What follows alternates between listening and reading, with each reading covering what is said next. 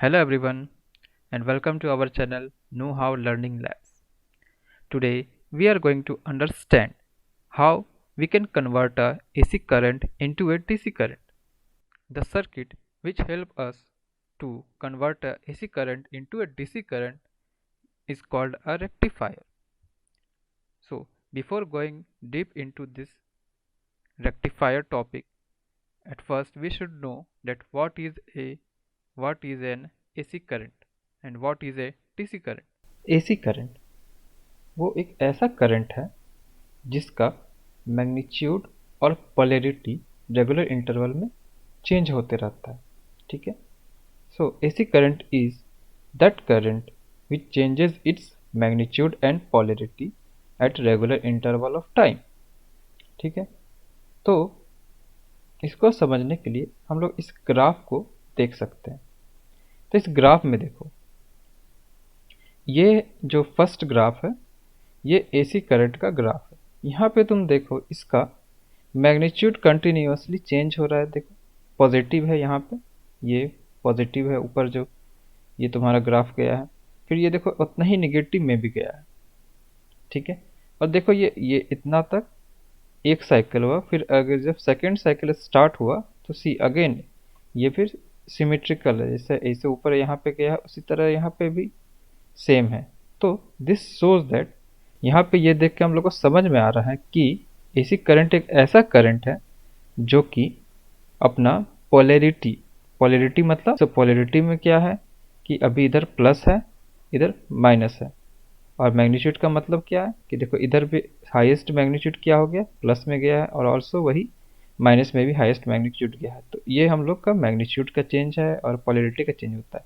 तो ऐसे करंट्स को हम लोग अल्टरनेटिंग करंट बोलते हैं। तो अब हम लोग समझते हैं कि डीसी करंट क्या है। तो DC current is that type of current which flows in one direction, और वन डायरेक्शन फॉलो करता है। Also its magnitude is constant through out the time.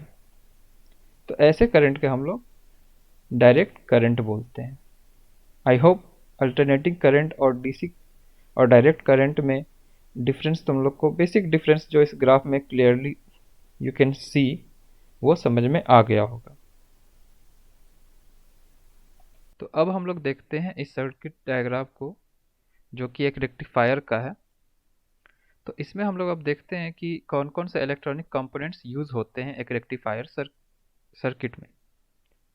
तो सबसे पहला कंपोनेंट जो हम लोग यहाँ पे देख पा रहे हैं वो है तुम्हारा ये स्पाइरल जैसा जो ये हम लोग का स्ट्रक्चर है, इसको हम लोग बोलते हैं ट्रांसफार्मर। और इस सर्किट में इस ट्रांसफॉर्मेशन ये ट्रांसफार्मर एक्ट करता है as a source of AC current. ठीक है, अब नेक्स्ट हम लोग का एक देख रहे हैं यहाँ पे एक और कंपोनेंट है यहाँ पे जो कि हम लोग देख सकते हैं D1 एंड D2, ये ट्रायंगल शेप का विथ वन वर्टिकल लाइन। तो इसको हम लोग बोलते हैं डायोड।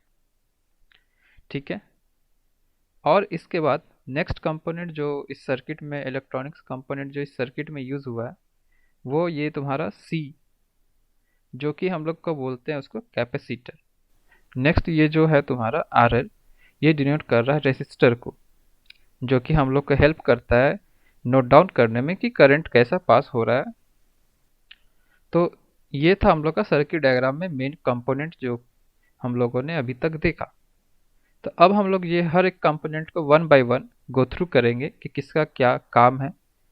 ठीक है, उसकी डिटेल में हम लोग जाएंगे कि ट्रांसफार्मर कैसा दिखता है, क्या काम करता है, डायोड कैसा दिखता है, क्या काम करता है, उसका वर्किंग प्रिंसिपल क्या है, हाउ वो वर्किंग फंक्शनैलिटी क्या है, किस सिचुएशन में वो काम करेगा, और आल्सो हम लोग कैपेसिटर के बारे में देखे हैं कि ये कंपोनेंट का यहाँ पे क्या रोल है। तो पहला डिवाइस जो हम लोग देखने वाले हैं उसका नाम है ट्रांसफार्मर। तो ये डब्बा जैसा मशीन, इसको हम लोग ट्रांसफार्मर बोलते हैं। ये तुम लोग इलेक्ट्रिक सप्लाई पावर प्लांट्स में देखे होंगे, और ऑल्सो अपने घर के आसपास पोल्स वगैरह जो होंगे वहाँ पे भी तुम ऐसे डब्बा जैसा एक मशीन देखोगे। तो transformer transformer is a device which helps us to transmit electricity, ठीक है। ऑल्सो ट्रांसफार्मर जो इलेक्ट्रिसिटी हम लोग को ट्रांसमिट करता है वो एसी के फॉर्म में होता है, मतलब कि ये अल्टरनेटिंग करंट को सप्लाई करता है। इसीलिए हम लोग का जो रेक्टिफायर सर्किट है उसमें ये as a source of AC current act करता है। तो नेक्स्ट जो कंपोनेंट हम लोग देखने वाले हैं वो है पीएन जंक्शन डायोड। तो इसमें सबसे पहले हम लोग ये समझते हैं कि पीएन जंक्शन डायोड में कौन सा पार्ट पॉजिटिव होता है और कौन सा पार्ट निगेटिव होता है, ठीक है। तो सिंबॉलिकली अगर हम लोग देखें इस सिंबल में, तो जो जो पिन हम लोग का ट्रायंगल से निकलता है उसको हम लोग पॉजिटिव टर्मिनल बोलते हैं, और जो इस वर्टिकल लाइन के बाद जो पिन होता है जो टर्मिनल है उसको हम लोग निगेटिव टर्मिनल बोलते हैं। But in real life when you see a diode जो इस शेप का होगा, ऐसा कुछ होगा सिलिंड्रिकल शेप का, ठीक है।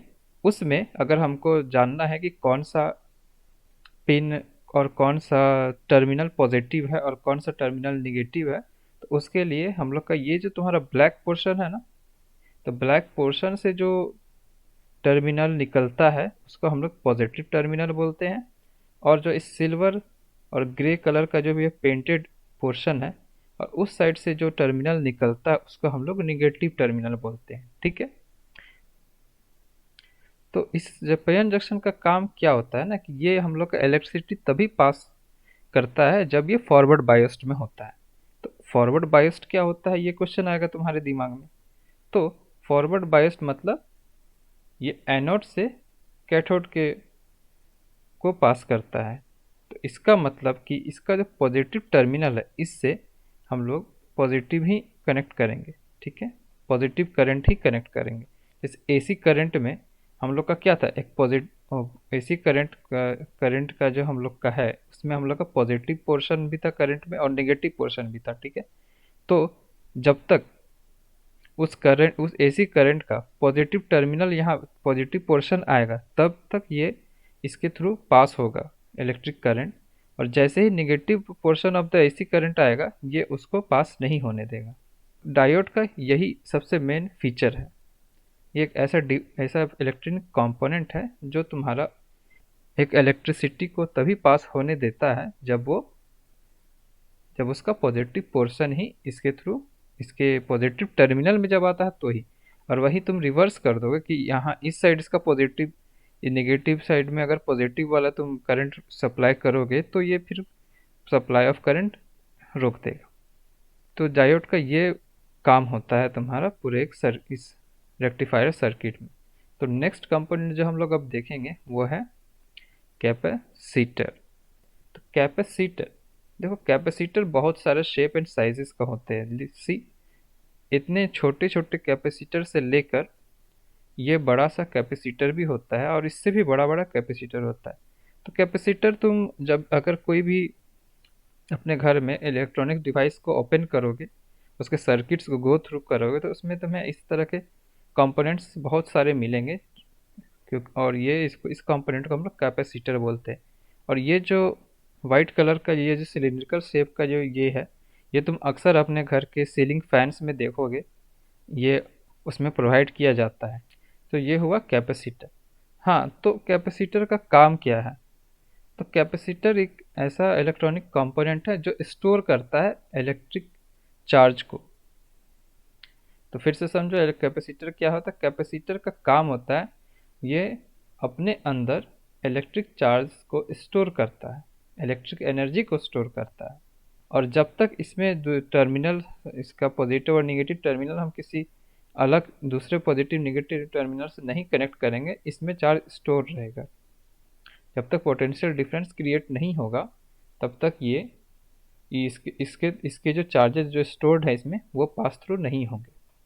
तो ये इतना चीज़ अगर हम लोग समझ गए हैं ये तीन कंपोनेंट्स के बारे में कि ट्रांसफार्मर का क्या काम है, डायोड का क्या काम है और कैपेसिटर का क्या काम है, तो हम लोग बहुत ही समझ लो कि हम लोग रेक्टिफायर सर्किट्स को 80% समझ चुके हैं। अब हम लोग जाते हैं नेक्स्ट टॉपिक पे, जो कि हम लोग का है हाफ वेव रेक्टिफायर। तो ये देखो यहाँ पे हाफ वेव नेम में ही ऑलरेडी सजेस्ट कर दिया है कि ये जो रेक्टिफायर और ये जो सर्किट है हम लोग का, ये हम लोग को बस एसी करंट का हाफ वेव ही को कन्वर्ट करने में हेल्प करेगा टू डीसी। ठीक है, सी इस ग्राफ में तुम लोग समझो, एसी का देखो पॉजिटिव पोर्शन भी था, नेगेटिव था, फिर पॉजिटिव था, बट इस इस सर्किट के थ्रू जब ये एसी करंट गया तो देखो बस पॉजिटिव पोर्शन ही गया है, मतलब कि हाफ वेव ही ट्रांसफॉर्म हो रहा है तुम्हारा डीसी करंट में। देखो क्लियरली इस ग्राफ के थ्रू तुम लोग समझ सकते हो। तो ये कैसे हुआ ये मैं तुम्हें अब समझाता हूँ। तो देखो ये AC current plus minus plus, तो यहाँ पे ये देखो ये एसी करंट ये आ रहा है, ये प्राइमरी सेकेंडरी कॉइल होता है ट्रांसफार्मर का।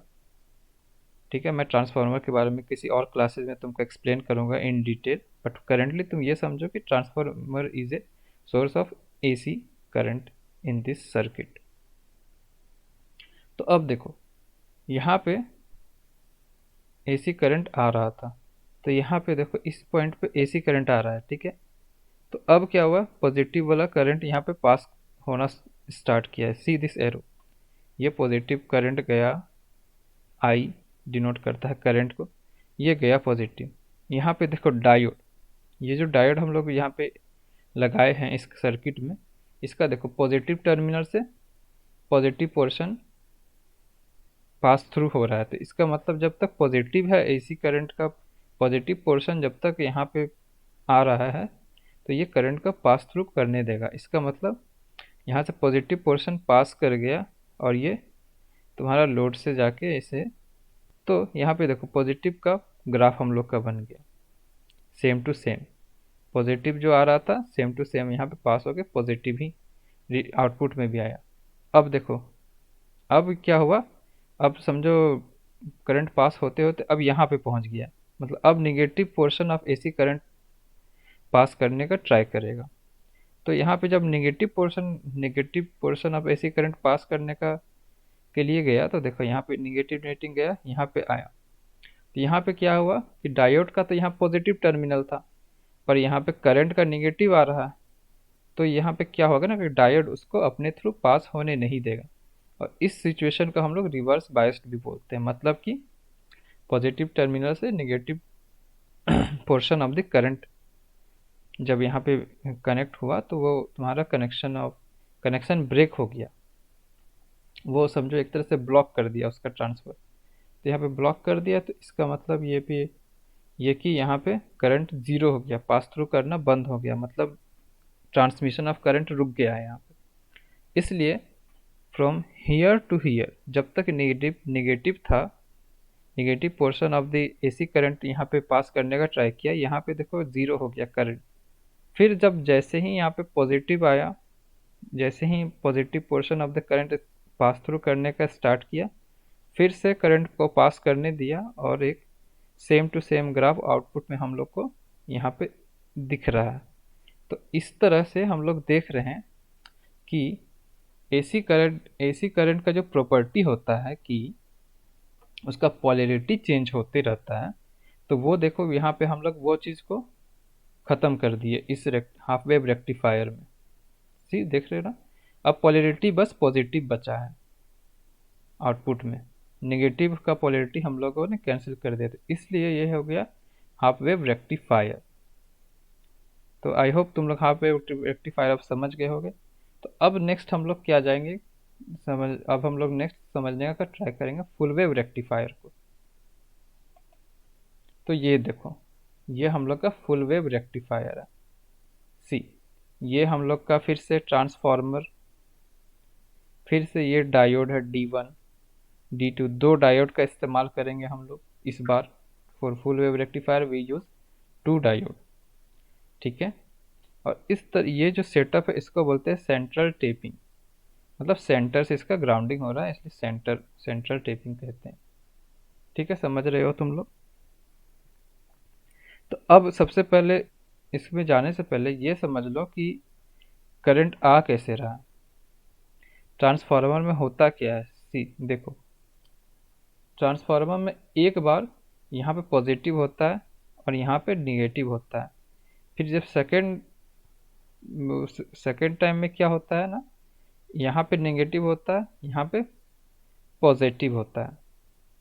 ठीक है ना, वो रिवर्स करते रहता है। इसीलिए यही रीज़न है कि ये हम लोग का ट्रांसफार्मर एसी करंट को सप्लाई करते रहता है। अगर मान लो यहाँ पे प्लस ही रहता, बस यहाँ पे माइनस होता, सिंपल होता, प्लस गया गया गया अपना ट्रांसफर हो गया, तो सिंपल एसी करंट होता। लेकिन ट्रांसफार्मर का यही प्रॉपर्टीज़ है कि एक एक हाफ में ये पॉजिटिव हो देता है, फिर उसी को निगेटिव कर देता है, फिर इसमें निगेटिव और पॉजिटिव कर देता है। ये ट्रांसफार्मर का काम है। तो इसीलिए देखो, ट्रांसफार्मर से जो एसी करंट निकल रहा है उसका हम लोग का कैसा है वोल्टेज। ये देखो पॉजिटिव, यहाँ पे ये जो V S1 है तुम लोग देख रहे हो, तो ये S1 का पोर्शन है। यहाँ पे S1 देखो, V S1, ये पोटेंशियल डिफरेंस यहाँ पे क्या है, वोल्टेज क्या है, S1। तो इसमें देखो पॉजिटिव है, बट उसी सेम टाइम पे VS2 का देखो क्या है, यहाँ पे पॉजिटिव। ये देख रहे हो, ये नीचे से मतलब इसका नेगेटिव से स्टार्ट हुआ इसका सर्किल साइकिल। तो ये दो दो टाइप का, दो हम लोग का करंट पास थ्रू होता है, दो टाइप का वोल्टेज जनरेट हो रहा है यहाँ पे।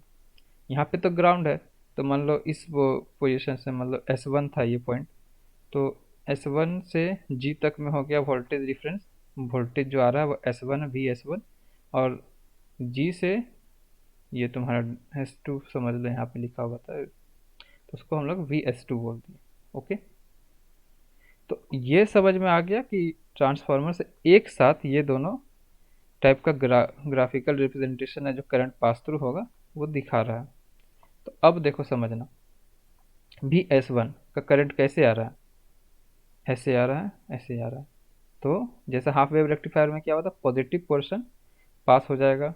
तो देखो यहाँ से पॉजिटिव पोर्शन गया, पास थ्रू हो गया, तो यहाँ पर ये ग्राफ वाला पॉजिटिव वाला बना दिया। ठीक है, उसी सेम टाइम पे ये पोर्शन था VS2 का, तो VS2 का क्या निगेटिव साइड से स्टार्ट ही हुआ। तो देखो ये इधर आएगा, इसका VS2 का करंट ऐसे नीचे से ऐसे आ रहा है।